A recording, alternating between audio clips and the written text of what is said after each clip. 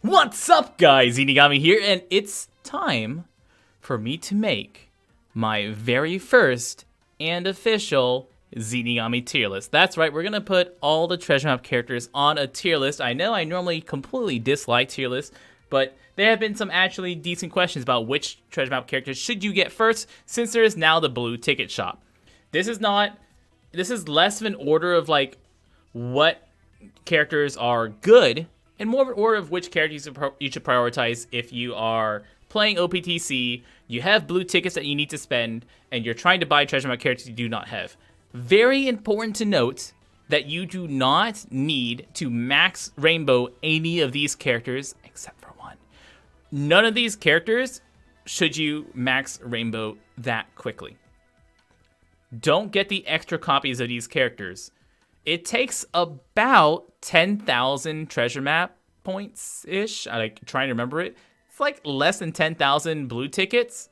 Not treasure map points. Blue tickets in order to max out, get one copy of a character, all the materials needed to max them out, and all the skill books that you'll need. Maybe around 10,000.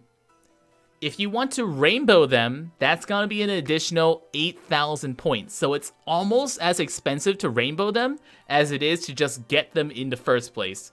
So you can actually basically get 2 usable characters in the amount of time it takes you to get 1 rainbowed character. So there's a lot of people who are complaining about the blue ticket system, saying that, well, I'm new and I'm missing a lot of treasure map characters, so it's hard for me to get them in blue tickets. You don't need to rainbow blue ticket characters except for one. There's only one treasure map character that needs to be rainbowed in order to actually be good. All the other characters completely usable without getting any additional copies. Those 8 additional copies that cost 1,000 each are very, very expensive, and it's just gonna take up a bulk of your blue tickets. So go through, get all the characters you're missing, rainbow out the only character that matters, and I've set it up. It's Hancock. Hancock is the character that needs to be rainbowed to be usable, and then go through and rainbow all the characters you use the most. But get a copy of each character first, even our very special tier 5 character. So anyways, tier 1 characters are characters that everyone should be using because they're either going to make your life so much easier in OPTC or are so incredibly useful. No matter what, even if you have the most decked out legend team, all these characters are very useful and very good for farming. Treasure Map Enel is the fastest farming character in OPTC ever created, except for Carrot.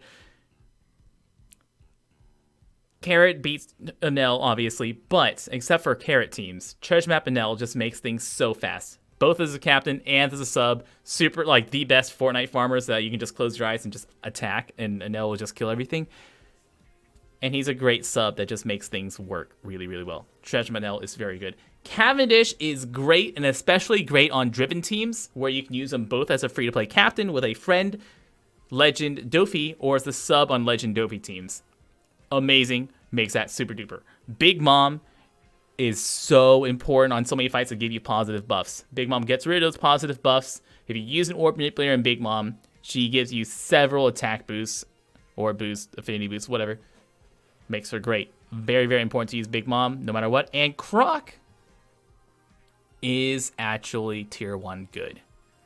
Because Croc himself not only makes your free-to-play teams do actually good damage, you can also use Croc with a Neptune team, so that way you can get more EXP. You can use Croc with both Neptune and Buggy teams to actually clear things. So if you're trying to be efficient with your stamina, and you're trying to get extra EXP or get extra drops using Buggy or Neptune captains or any EXP boosting captain, put Croc on there, so that way you can literally like do additional 175 times damage on your burst turns just by having him as your captain.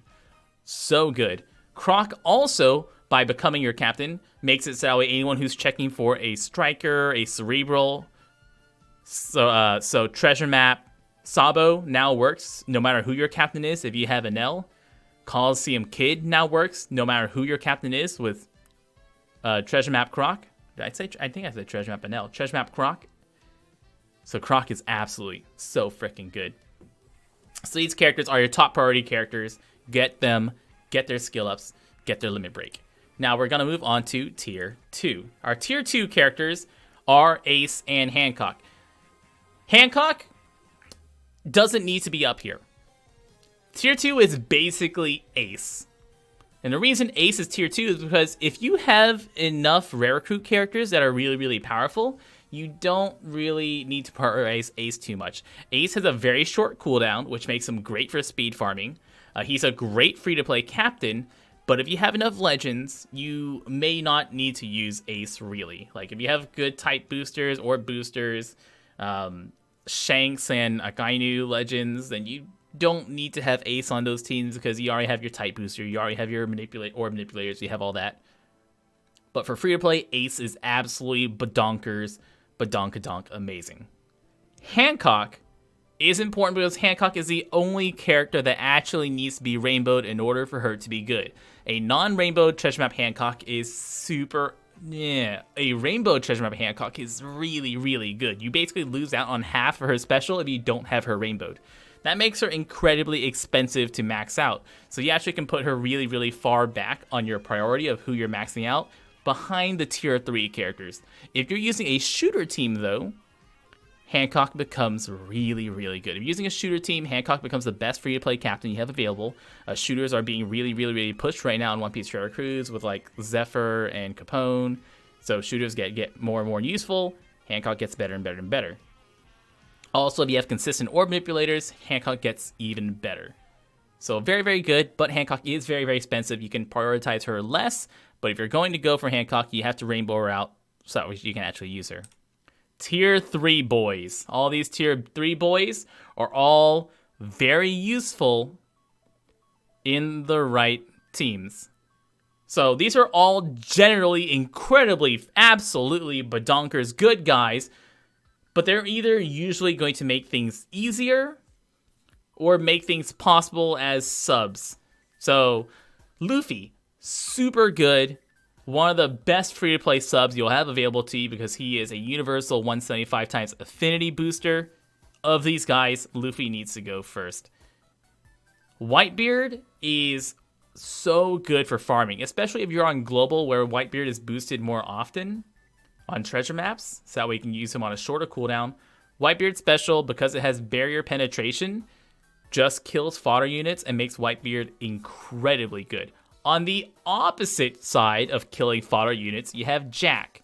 Jack is, this tier list actually is in order left to right on this tier 3 because it's important that Jack lets you beat certain stages, especially on treasure maps, and just skip past mechanics. He helps you get rid of barriers, he kills big health guys, he makes several zero staminas possible to do free to play that you wouldn't be able to do without Jack.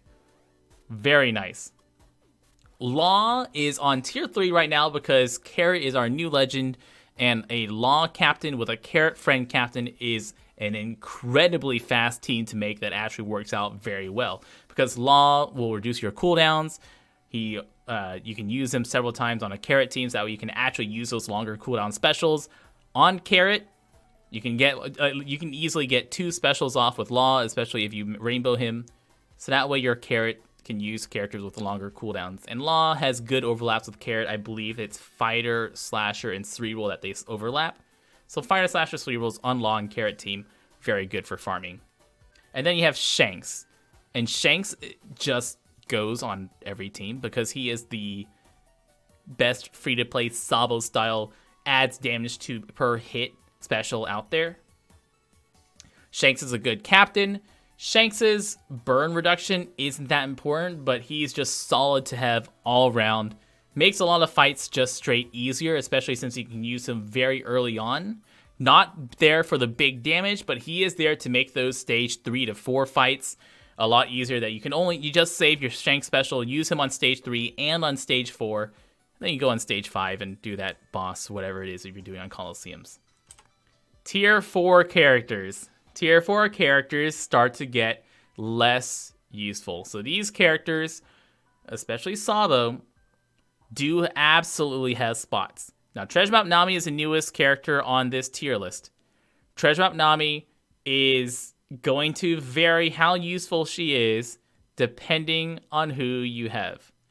So if you have rare recruit characters that get rid of the debuffs that Nami does, you don't need her too much. but Nami is going to, like, you're going to have times and you like, oh, I really wish I had Treasure Map Nami. There's going to be plenty of times that you don't need Treasure Map Nami at all because she doesn't add damage. She is a supporting character. If there's a fight that has all of her debuffs on her, she's going to be absolutely badonkers perfect for that fight. Otherwise, you won't need her. Right now, she's too new. We haven't had fights where we've gotten to use her yet. How important she'll be will show up more. Kizaru is... He's good on a solid dex team. If you're using a very heavy dex team, he's very, very good. If you're using him on a captain that changes types, like Luffy Ace, Whitebeard Marco, you can use him as a type booster for either one of those types.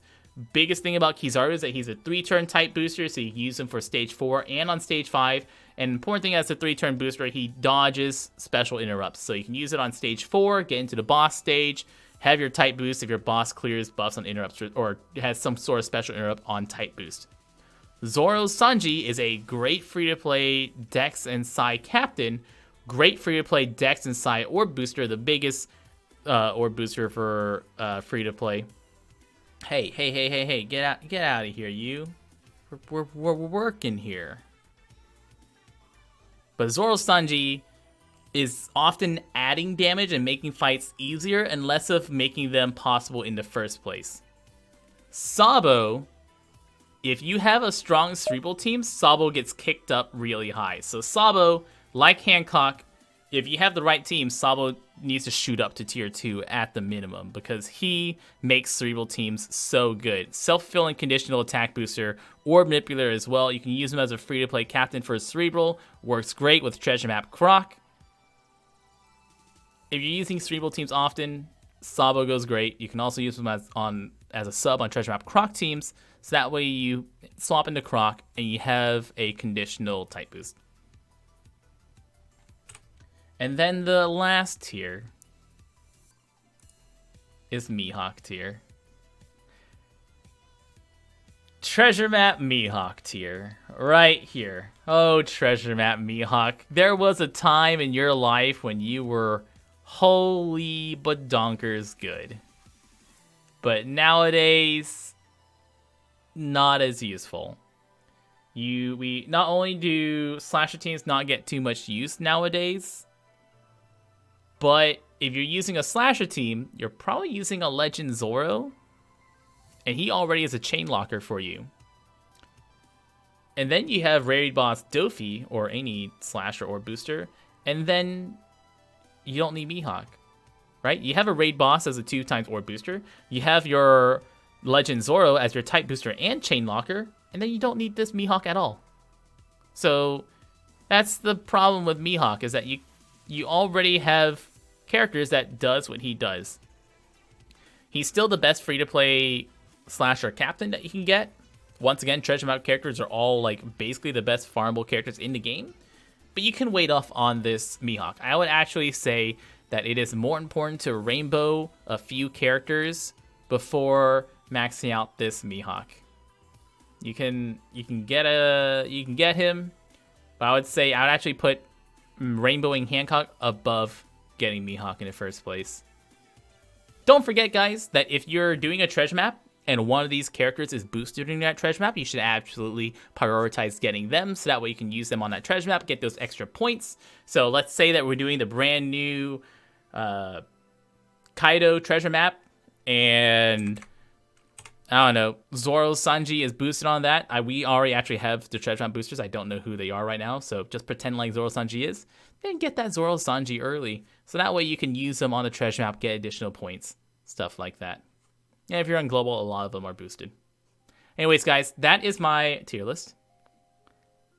I hope you enjoyed it. Hope it helped you decide which characters you should start getting on treasure map. And I cannot stress enough that you absolutely should just be spending those first blue tickets to get one copy of the character, to get skill books, to get limit break materials for them. Max them out, but do not get the additional 8 copies that you need to rainbow them, because that is mostly unnecessary, except for Hancock. I've been Zinigami, guys. Thank you so much for watching. I'll make an update of one of these at a future time. Y'all stay beautiful.